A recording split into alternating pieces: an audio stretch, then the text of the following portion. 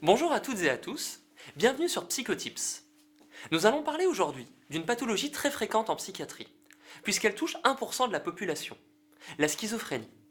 Beaucoup d'étudiants ont des a priori sur la schizophrénie, la confondant avec le trouble dissociatif ou avec la paranoïa, pensant que c'est une maladie rare et forcément dangereuse. À tort, bien sûr. La schizophrénie est une maladie qui se déclenche chez les jeunes entre 15 et 30 ans de deux manières. La première brutale, avec le trouble psychotique bref, et la seconde de manière plus insidieuse, avec des signes avant-coureurs qu'on appelle les prodromes.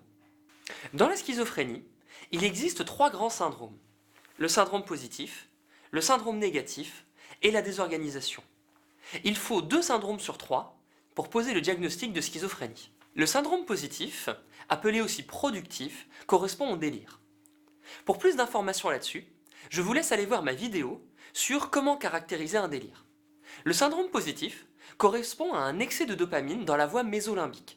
C'est la voie qui va de l'aire tegmentale ventrale, dans le mésencéphale, jusqu'au système limbique, au niveau des noyaux gris centraux. Le syndrome négatif correspond à une diminution de la dopamine dans le cortex préfrontal. Cette zone du cerveau est un peu le chef d'orchestre du cerveau. Elle est responsable, entre autres, de la coordination des mouvements et de la motivation. C'est pour cette raison qu'on retrouve des symptômes comme l'aboulie ou l'apragmatisme. Nous reviendrons sur la définition de ces deux signes cliniques dans une vidéo sur le trouble dépressif. Vous pourrez alors vous rendre compte que ces deux signes ne sont pas uniquement présents dans la schizophrénie. Le cortex préfrontal se trouve à côté du système des émotions. C'est pour cette raison que dans le syndrome négatif, on pourra retrouver ce qu'on appelle un émoussement affectif. Le patient a un visage figé, avec peu d'émotion. Dans le même contexte, le discours peut être pauvre, avec des réponses brèves. C'est ce qu'on appelle l'alogie. La désorganisation, c'est le fait pour le patient d'être inadapté compte tenu du contexte. On peut retrouver la désorganisation dans le discours, le comportement ou les émotions. Le premier élément de désorganisation du discours, c'est le barrage. Je vais vous donner un exemple. Hier, Et donc voilà, c'est comme ça que je me suis perdu. On remarque ici que ma phrase s'est interrompue brutalement, mais que dans ma tête, la phrase a continué. C'est ça le barrage. Le deuxième élément, c'est le fading. Je vais vous donner un exemple. Je suis en train de tourner des vidéos sur la schizo. On remarque ici que mon niveau sonore diminue et que mon débit verbal ralentit au fur et à mesure de la phrase. C'est ça le fading. Dans la désorganisation du discours, on peut aussi retrouver des néologismes, c'est-à-dire des nouveaux mots inventés par le patient, ou des paralogismes, c'est-à-dire un mot qui est utilisé non pas dans le sens où il est habituellement utilisé. Un discours peut aussi être désorganisé s'il n'y a pas de lien logique, c'est-à-dire par exemple le patient fait des coqs à l'âne. Il passe d'une phrase à l'autre sans qu'il y ait de lien logique entre les deux. La désorganisation peut se retrouver également au niveau des émotions.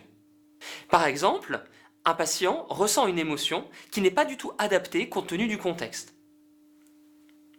Je suis dans une situation stressante et j'arrive avec un grand sourire, ressentant de la joie. La désorganisation peut se retrouver au niveau du comportement. Il y aura une incoordination motrice ou des mimiques sur le visage. Cela peut aller jusqu'au syndrome catatonique, qui correspond à des troubles moteurs avec notamment une flexibilité cireuse, c'est-à-dire que le patient va garder la position dans laquelle vous l'avez mis. On retrouve également dans le syndrome catatonique une écholalie, c'est-à-dire une répétition des mots. Il est à rappeler que le syndrome catatonique n'est pas spécifique de la schizophrénie et qu'on peut le retrouver dans d'autres pathologies. N'oubliez pas que pour poser le diagnostic de schizophrénie, il faut que les symptômes durent plus de 6 mois.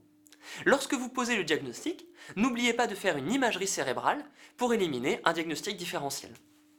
Dans la schizophrénie, il y a souvent des symptômes thymiques associés.